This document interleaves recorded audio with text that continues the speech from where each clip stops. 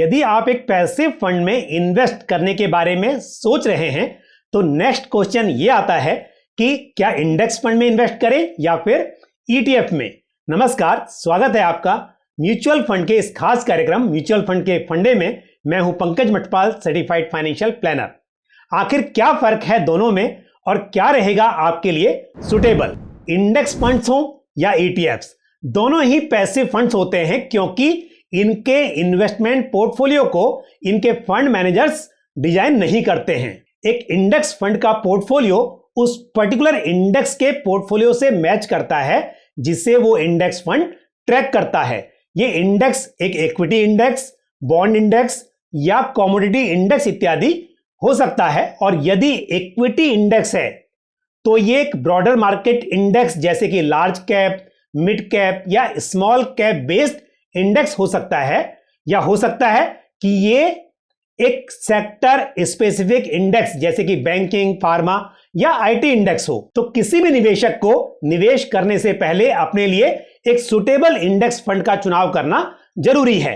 Index fund में lower turnover और lower expense ratio होता है। यह समझना भी जरूरी है कि एक इंडेक्स फंड का उद्देश्य उसके बेंचमार्क की परफॉर्मेंस को बीट करना नहीं है बल्कि उसको मैच करना है।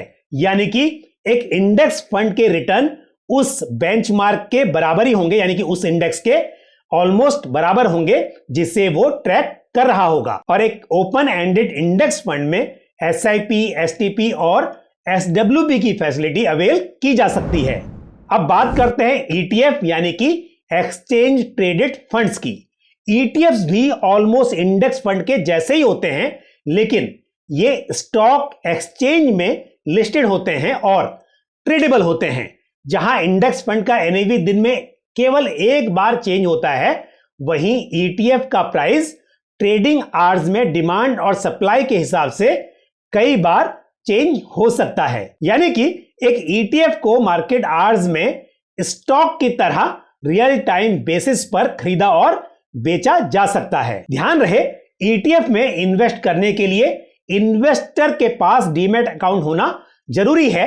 ETF का एक्सपेंस रेशो काफी कम होता है, इस हिसाब से भी ये इन्वेस्टर्स के लिए काफी सुटेबल माने जा सकते हैं। तो कौन सा ETF या इंडेक्स फंड रहेगा आपके लिए सुटेबल? ये कुछ फैक्टर्स मेनली जैसे कि objective of investment, risk appetite of investor और साथ ही इन्वेस्टमेंट होराइजन इत्यादि के आधार पर तय किया जा सकता है। तो मुझे उम्मीद है ये जानकारी आपको पसंद आई होगी। म्यूचुअल फंड के फंडे के आज के इस एपिसोड में इतना ही। अगले एपिसोड में आपसे फिर मुलाकात होगी और फिर हम बात करेंगे म्यूचुअल फंड से जुड़े हुए किसी और इंपॉर्टेंट टॉपिक पर। धन्यवाद। An investor education and awareness initiative of Aditya Birla sun life mutual fund. Mutual fund निवेश बाजार जोखिमों के अधीन है। योजना से संबंधित सभी दस्तावेजों को ध्यान से पढ़ें।